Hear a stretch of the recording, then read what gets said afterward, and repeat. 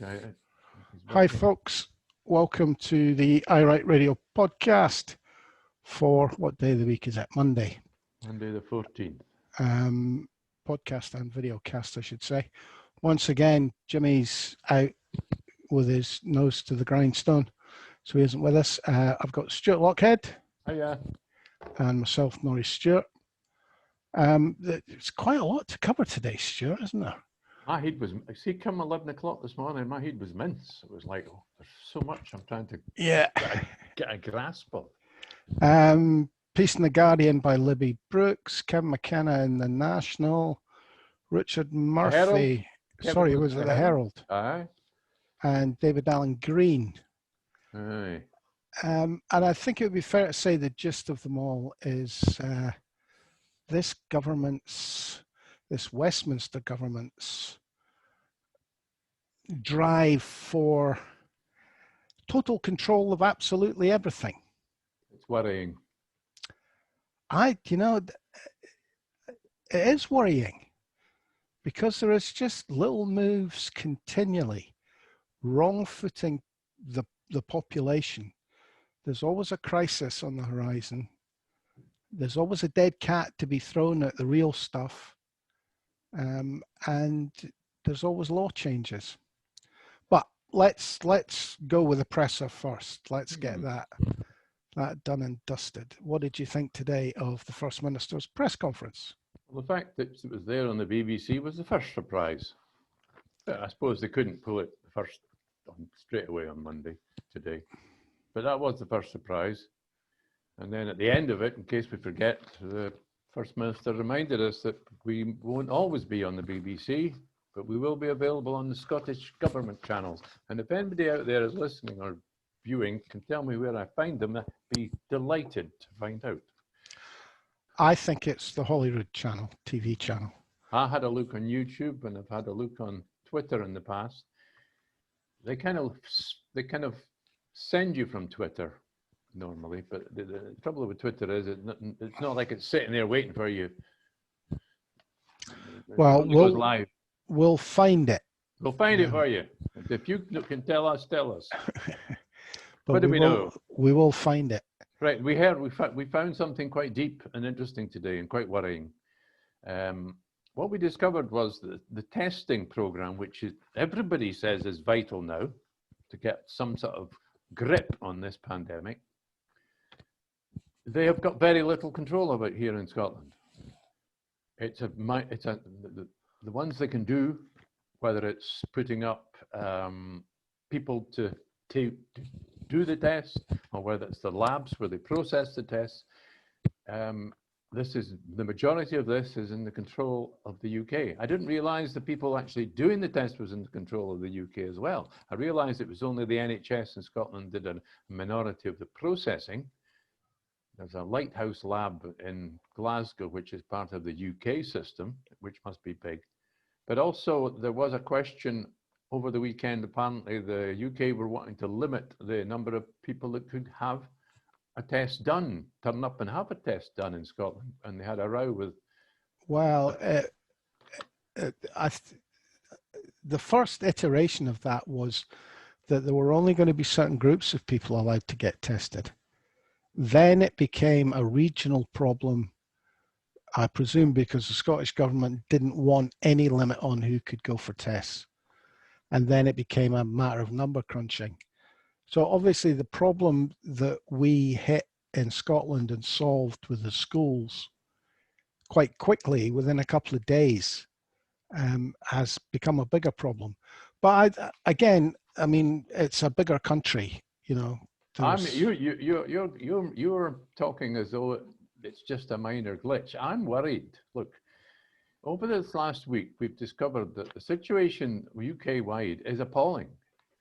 The system is run by Deloitte. It's managed by this woman Dido, who cannot manage she couldn't manage a bookies shop by the looks of it, even though she hangs out at racecourses. I mean, she's like a female Chris Grayling, and she's in charge. Well, I've always had a problem with the fact they didn't use the NHS system that was in place. They didn't simply expand that. which is what we did in Scotland. So that is a problem. I mean, you're asking people with no experience to set up an entirely new system. But there was always going to be more problems south of the border purely on a numbers question. And I don't want to defend the Westminster government, but that's just the reality of the situation. The more people involved, the more difficult it gets, the more problems raised. So I think we have to keep that in mind. They seem to, I would like to have heard the conversation between the Secretary of Health for England and the Secretary of Health for Scotland. You're going to cut the number of tests we can do in Scotland because you're having a problem in England.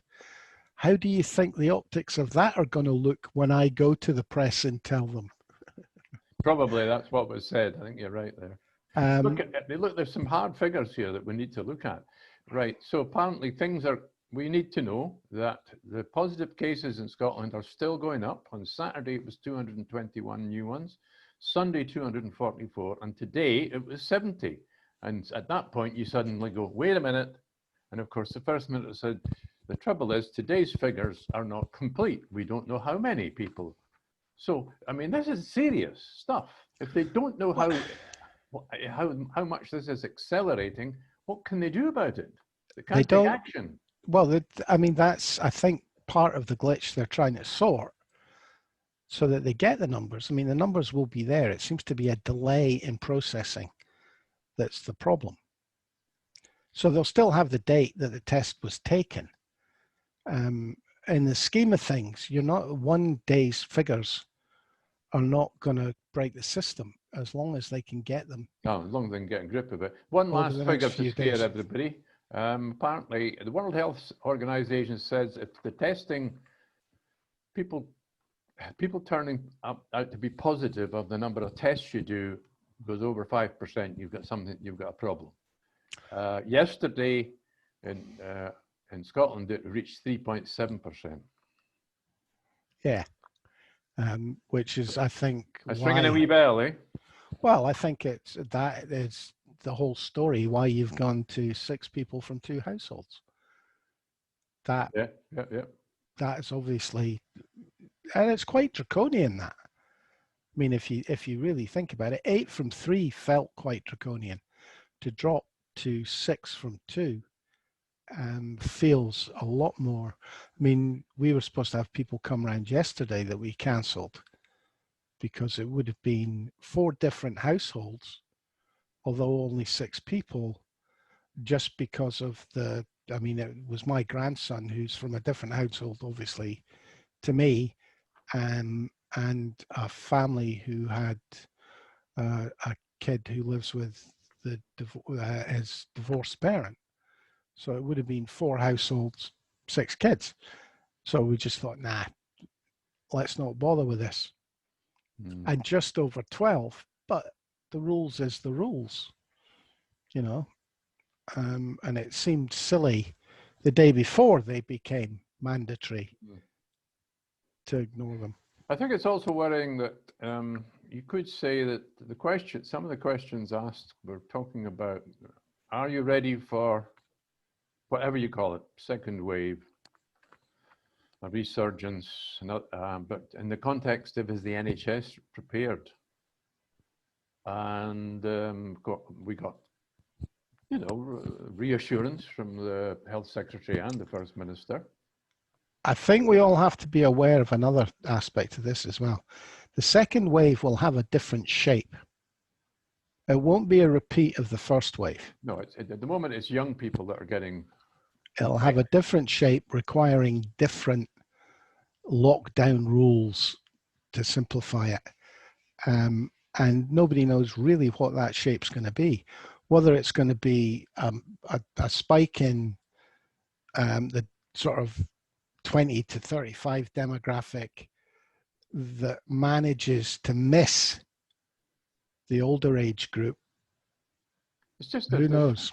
There's fewer people going to hospital, and there's likely to be fewer people turning up needing intensive care. What worries me is, of course, let's say you've got cancer and your treatment has been delayed because The NHS is slower because of the numbers, the extra wearing of PPE.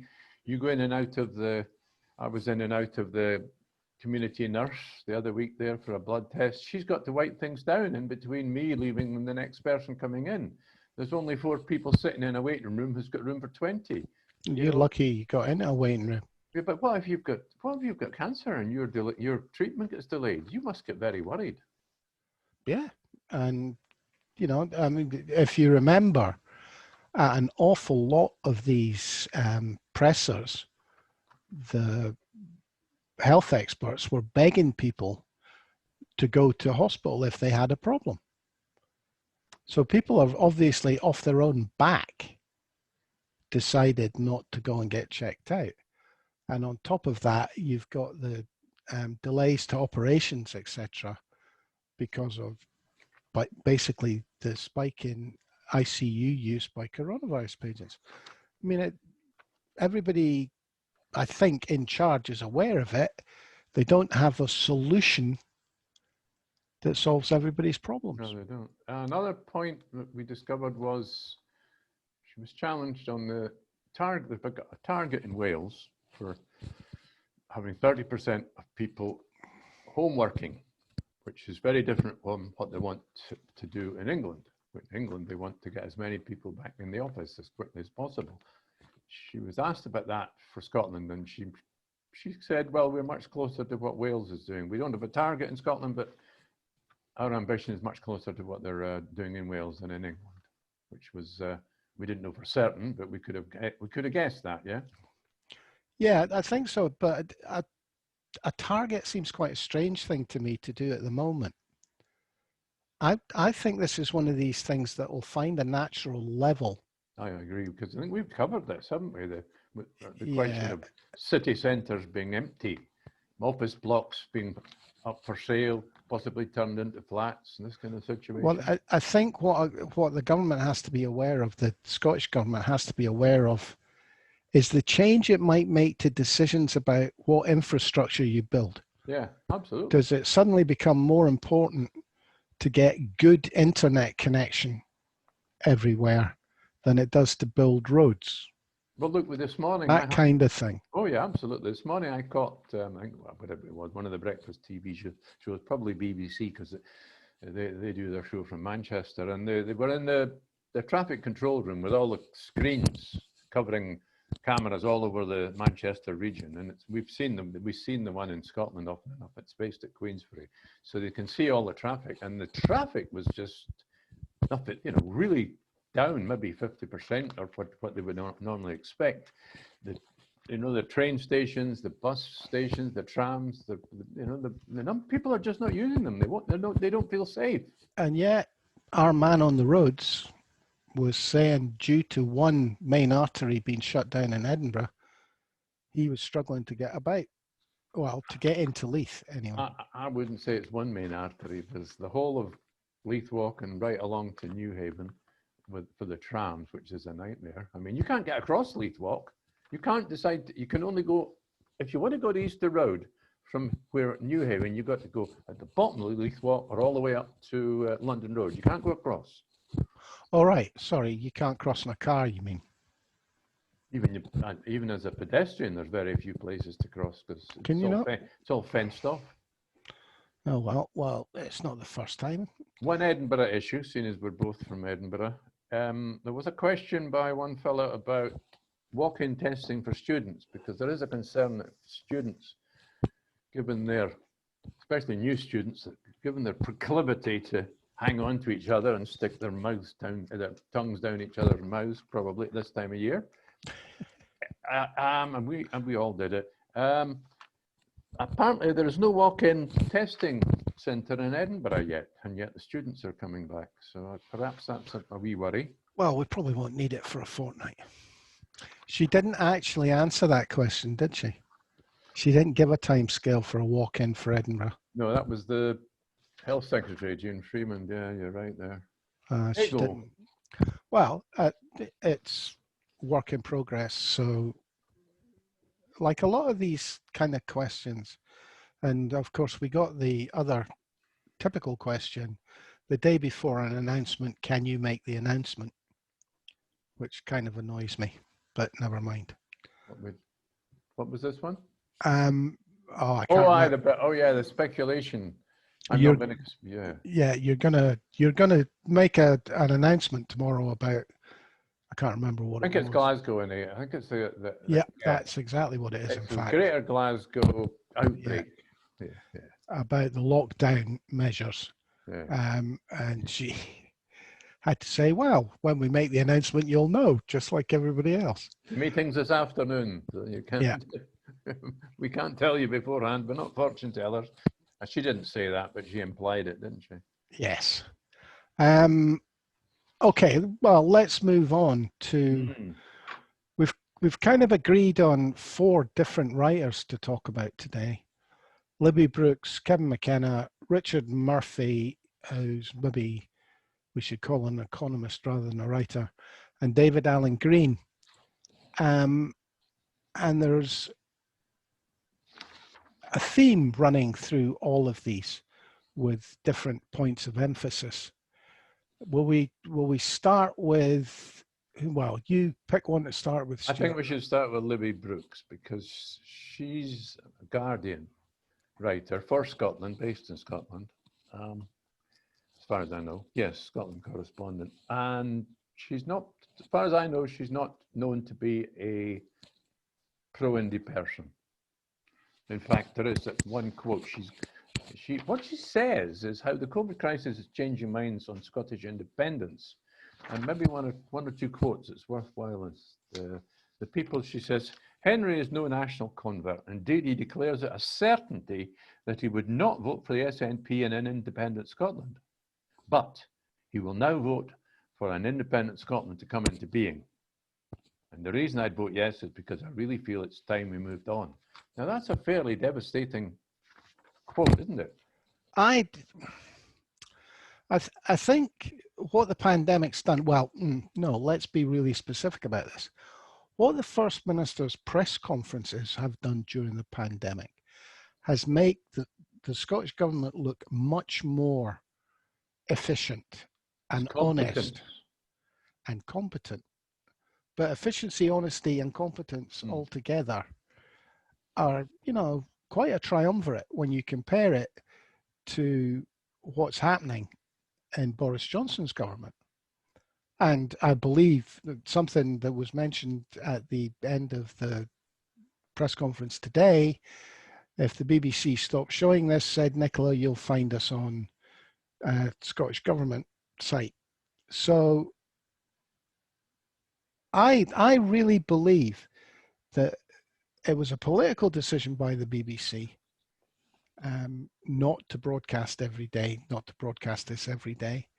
And I think there's 2 strings to it. One is the fact that she does look so much better than any government minister out of the Tory government. And of course, there's a numbers game here. I wonder what their daily politics show is losing in viewers to the First Minister's press conference. Yeah, what daily politics show? Sorry, Joe Coburn. All right, I haven't watched that in months. I don't know. And why is that? What have you been watching instead, Stuart? The presser, obviously. Exactly. So I wonder if they're showing a loss of numbers for Joe Coburn, that well-known independista. Well, let me throw in a couple of backing quotes for you there. We've got Professor Curtis. No, first of all, I'll support what you're saying about the competence. I think I would have said this without reading this article myself. At the last referendum, people, if you were worried about if you were a risk taker, you might have voted for independence back in 2014. If you weren't a risk taker, you'd probably say, oh, I'd rather not take a risk. I'll just stay it's scary. We don't know what independence will be like. That has changed now with people seeing the competence that a Scottish government can look and be better than a UK government. It totally changes that part of the equation.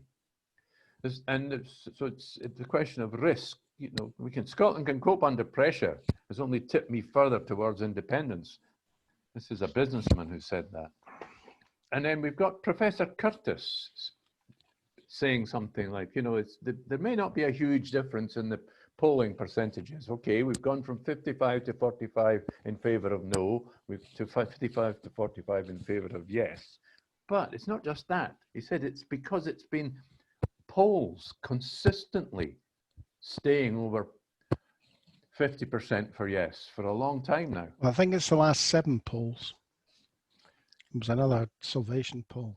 And he also goes into the detail, he wires into the detail. He says, do you think that, this is a question they asked, do you think that the coronavirus would have been handled better or worse if Scotland was an independent country?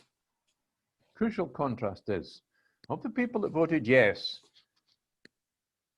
only 4% of those who voted yes think it could have been handled worse under independence. You know, in other words, the vast majority of people who voted yes, quite happy with the idea of what would have happened. 20% of the voted no to independence say it would have been handled better in an independent Scotland. So that 20% have got to be potential yes voters now. Yeah, and again, and I'm sorry, but that brings me back to, why does the BBC need to get Nicola off the telly? Because they've been told to, because it's political. And I do think that these daily pressers have been hugely important in giving the Scottish public a view of a potential Scottish government's reaction. Well, this is it. They get told all the time, oh, it's too wee, too poor, too stupid. Well, I'm sorry, we're not looking stupid. And we're not too wee, because there's loads of countries that are around that are independent. And the question now that's left is the economy. And we can come to that, but probably not today. Well, I sent you that piece by, oh God, what's his name? The one in which one? Not the Japan one, the one from yesterday. Can't find it. My brain doesn't go either. I can't see the yesterday. Was that George Caravan? No. No, it was the Times. God, I've forgotten. The unionist piece in the Times. Oh, Simon Heffer. Oh, what does he know? Well, I mean, this idea, you know, this idea that Shetland would take over half of Scotland's oil fields. I mean, you don't have to really delve deep to discover that they would have a 12-mile limit around the island. Yes, but also we don't. By international convention, you know. What percentage of Scottish GDP now comes from oil and gas? It's tiny. No, it's no longer a relevant. I mean, they pay tax. The people that work there pay tax. They generate GDP in that sense, but there's no big bonus anymore. No, but it's this idea that it's the same old nonsense. And it's almost like what he's done is he's kept a pile of headlines from 2014, not bothered to read the article beneath them, and then just repeated them. I mean, and if you don't do the work, you don't get taken seriously. No, and he does not deserve to be taken seriously. I mean, who was it? There was a slightly better view from London I posted over the weekend. I can't remember who it was. I'll think about it and let you know later. It was just a slightly better view. Somebody wasn't particularly exciting. Let me just check. Oh yes, what I wanted to say about the Libby Brooks article and about confidence and all the rest of it. It's not necessary that Nicola Sturgeon continues for this impact on the electorate to be maintained. It is not necessary for Nicola Sturgeon to be there. It's the public have seen that Scotland can run its own affairs. It doesn't have to be Nicola Sturgeon in charge. I'm making that point. Well, I think you're wrong. I think the impact she's had is huge, and I think it is her.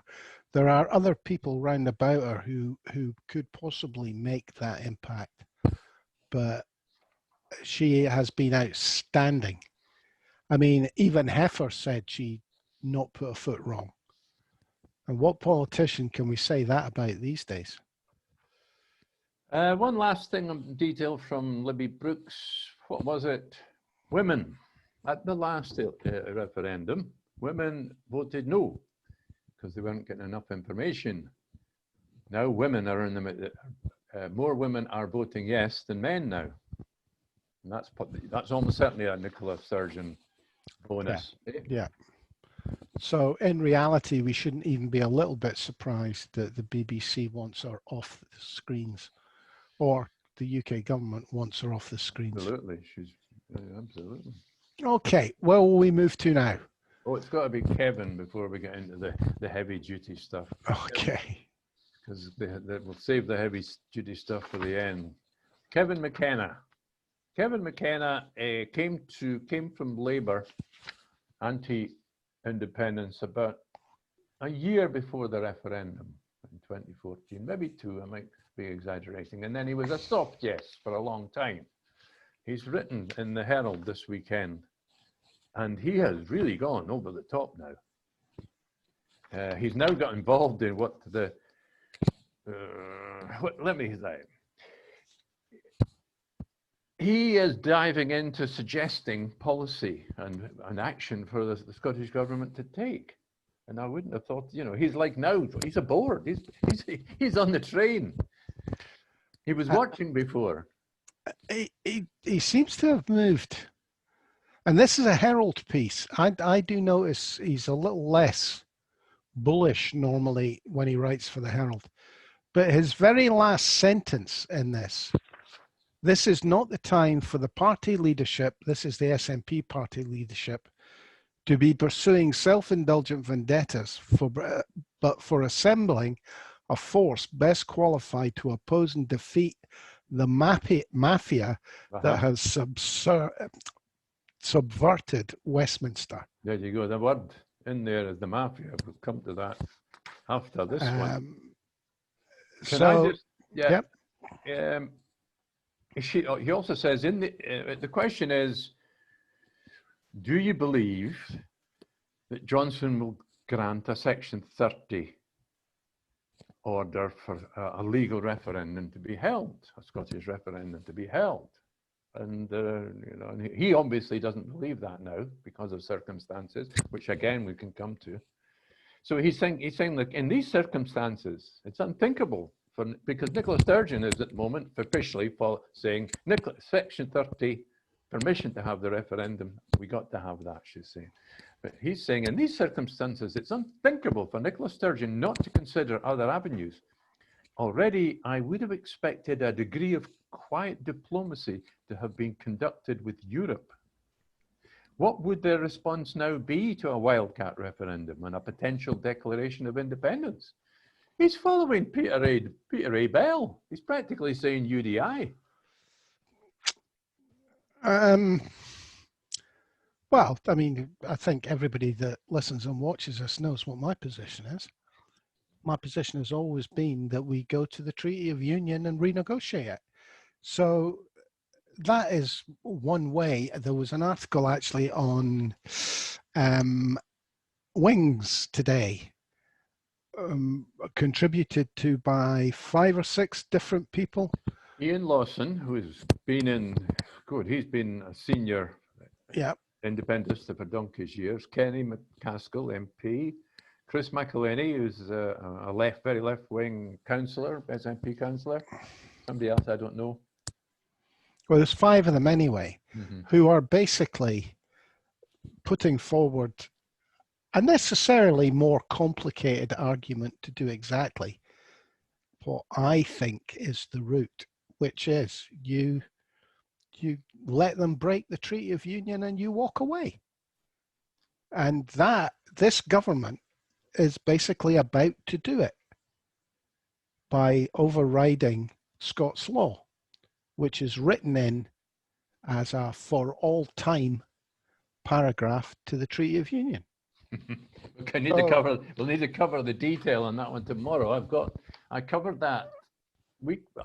I linked to that because of yesterday's what we talked about yesterday. We covered this in some, not in depth yesterday. So I linked to that at the end of our post on the blog yesterday to Professor Shona Hutchin something or other, an expert in constitutional law, and it's Where's the headline? Let me see if I can find the Is headline. this Prospect Magazine?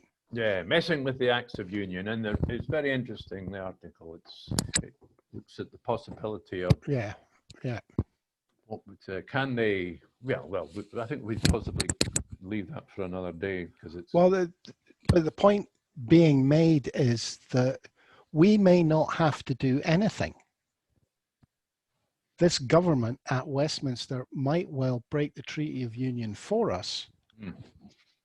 We then come to, well, I mean, the argument that's been made elsewhere today, that they're going to be responsible for breaking up the UK, but will they break all the rules, including, will they simply ignore a result that says Scotland wants to be independent?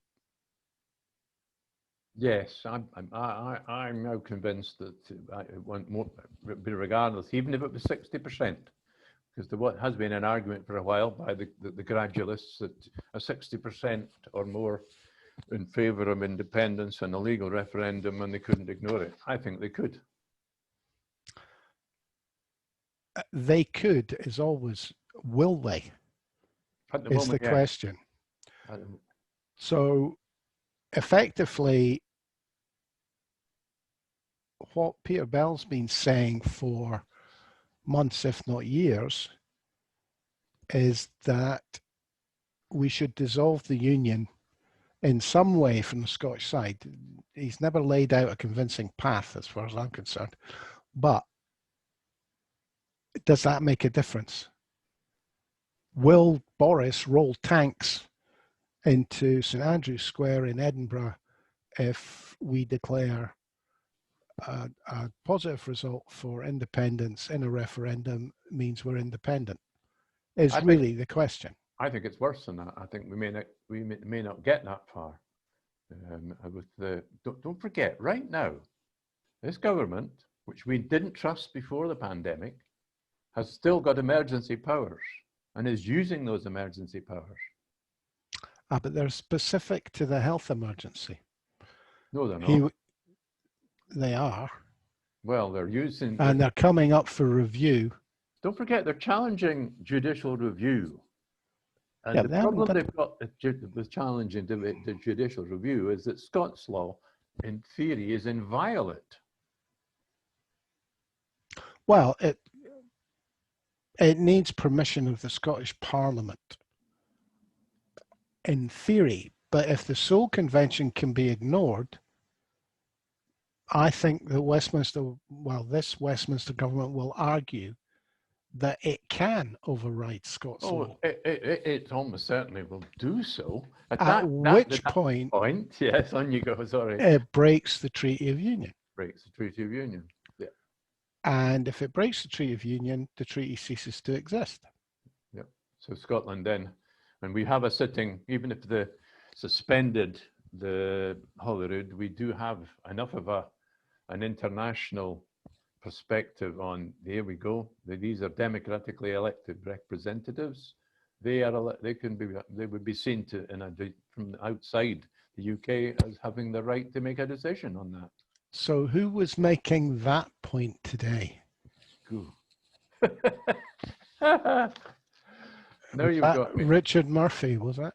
I don't know. Richard Murphy's what Richard Murphy's saying, and Richard, I've been starting to follow up what Richard Murphy says every day. But today he posted five articles. My God, he's worse than Peter Bell. So he's trying to take them all in and comprehend just where the man's mind is. But the headline on the one that mattered, that took my breath away this morning was, it says, we now have what looks on the basis of all reasonable analysis to be a fascist government. Now, when he says that, he's agreeing with Craig Murray, who's posted a very similar article today. Craig Murray's article is supported by Peter O'Born, who is a right-wing libertarian, but who I respect. I'm not sure he's still a right-wing libertarian. Well, it's because he's a libertarian. He doesn't want anything to do with the Conservative Party anymore. Well, He's given up the Telegraph, I think, as well. It's kind of difficult to place Peter Oborne at the moment. I don't think he has a neat little box. Let me put it that way. So, without boring the viewer and listener about the detail of, let's say, Richard Burford's argument, you can look at what this government is saying. But there are 2 points of view about what on earth this government's doing. For example, the side where they've got last week with having to admit they were going to break the law, international law. Now, the question that arises, there are two sides to this. The one side of the argument says they planned to do this all along, and the evidence is there. They always planned, they were holding their nose and got their fingers crossed, and they always planned to do this. Can you still hear me? Yeah.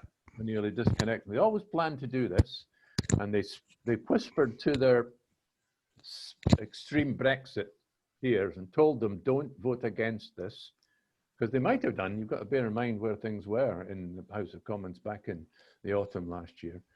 We will go back on this deal. We're going to sign this deal, and they knew about it all along, and they're quite happy in fact, they're looking for chaos, because that, generally speaking, at times of chaos, authoritarian governments can get away with Murder.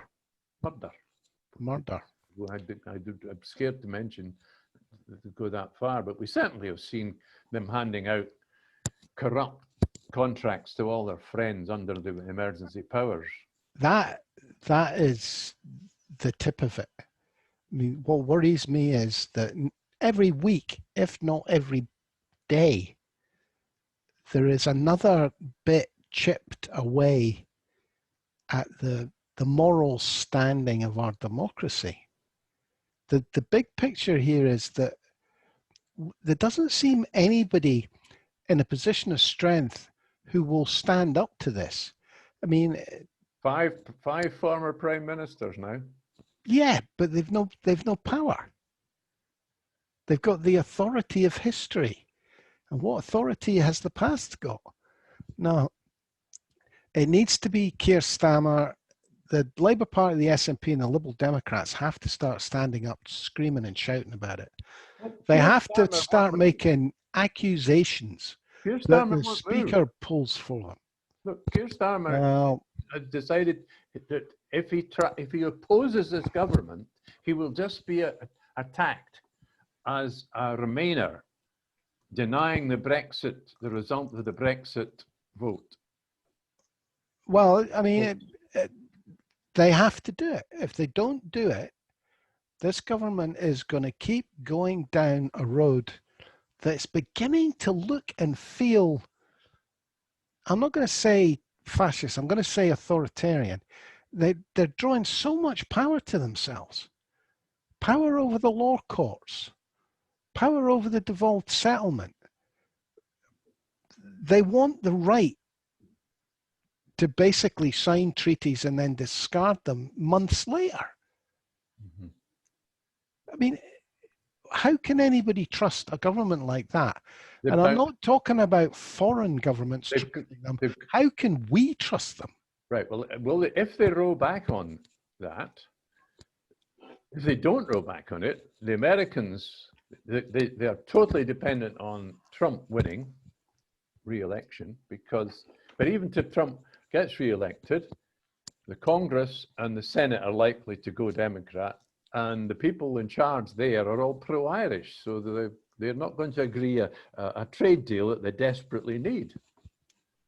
I mean, my worry is that the being prepared to break international law is a cover. Because if they roll back on that and everything else stays in the single UK market agreement white paper, that's the devolved administration's deballed. Mm-hmm. That's their gonads cut off and thrown away. Let me get Richard Murphy does a short list of what's the dangerous points that have already been happened. They're planning an assault on human rights. They are the use of state money in pursuit of corporate gain, which, you know, they're handing out all this money to their friends, and they want to. One of the key points they're arguing about breaking this international treaty is so that they can hand out state aid to the people, you know, more money to their pals. Hand out state aid that will come back into the Tory party coffers. And the idea that Extinction Rebellion is to be considered an organized crime group because they want to make it criminalized. I'm just sort of, you know.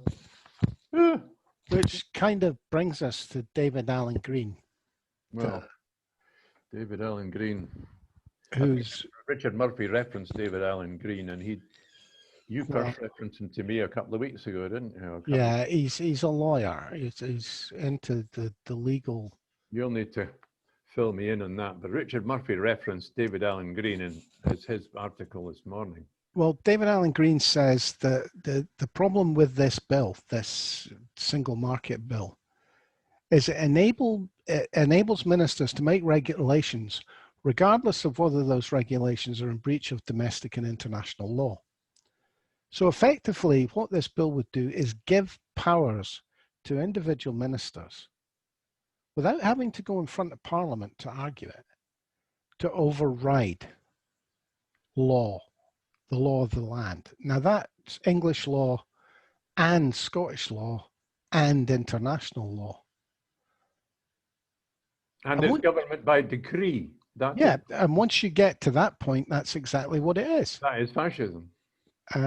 Which is dictatorship.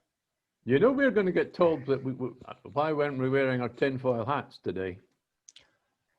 Well, the problem with this is if you don't scream and shout about it now, by the time anybody takes any notice, it'll be too late. Well, I think that's Peter A. Bell's point, isn't it? They're boiling a frog at the moment, and the frog so far hasn't noticed. Well, it won't be the first time they do this. It'll be the first time there are consequences for people in the street when they do this. When they pull out of the Convention on Human Rights, that's another road to redress that will be shut down. They've attacked the justiciary, they've attacked the MPs, they've attacked the civil servants, they've attacked the devolved governments, they're attacking individuals with human rights, and they've fallen out with their partners abroad. What's left?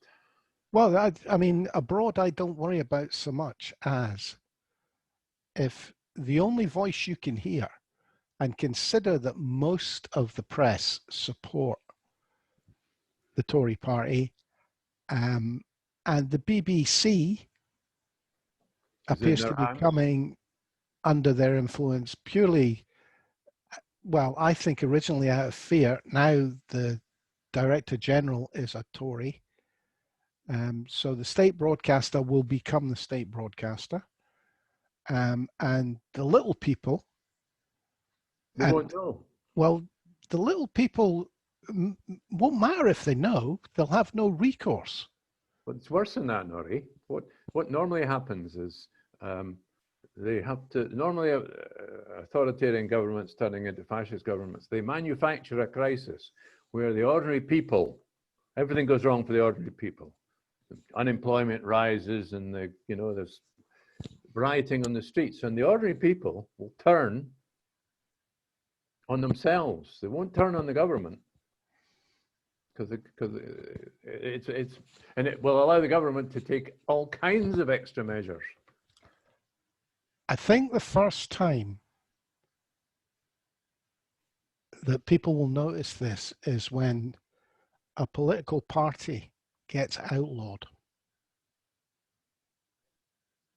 And who do you think the first political party would be? SNP. Because they'll make it illegal to try and break up the UK. That's it. They've already threatened to do this.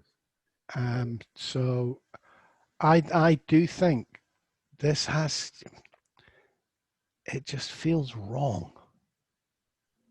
It just feels so dangerous. And there are good people in the press who politically maybe I don't agree with, but they need to start screaming about this. It's not enough just to argue against it. At the moment, their jobs are at stake, their salaries, their mortgages. Well, I don't know. I don't know how many countries that you could look at where this is how it started.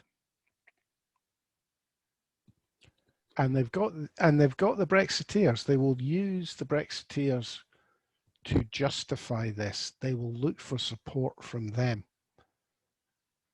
I just see massive divisions. Well, this is the trouble. Appearing. The Brexiteers, the base, will turn on the likes of us. Well, I mean, God, they already do. I don't really care about that. But what I'm thinking is the break that they've engineered in the Labour Party over anti-Semitism could historically, when you look back, that could be enough of a weakness that we have no joined up opposition to this, and that's what we're going to need. Look at the nonsense over the weekend. I don't watch these kind of programs, but apparently there was some TV show on Saturday night where a black dance group called Diversity All right, yeah. had a performance which apparently, I don't know what kind of a dance performance can upset people unless they were having simulated sex on stage. But it was themed on Black Lives Matter. Okay, Black Lives Matter, that's really important. But I just saw before we came on to record this that apparently they've had 15,000 official complaints at this TV channel that was broadcasting on this. Well, what were they complaining about? I don't understand because I haven't seen it. I have no idea. I didn't see it either. It was the theme of the dance, as far as I. The theme that Black Yeah. Lives Matter. 50,000 people officially complained because that Black Lives. This is terrifying.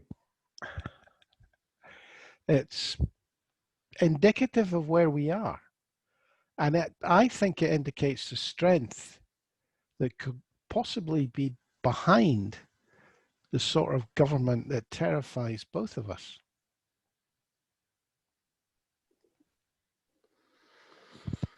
Oh, I'm going to go for a walk. Will we call it a day at that, on that happy note? On that happy note, I don't know how many people will have stuck the course to the end of this show, but thank you for doing so. Thanks for having me, Nori. Well, let's just say be really, really aware, people, because I got a bad feeling about this. A bad feeling. We will continue to broadcast through the Blitz. Okay, Stuart. Thanks for coming on. Thanks for listening, folks, and we'll catch you all tomorrow, by which time I will have a peak cap with a skull and crossbones on it, just in case. Cheers for now.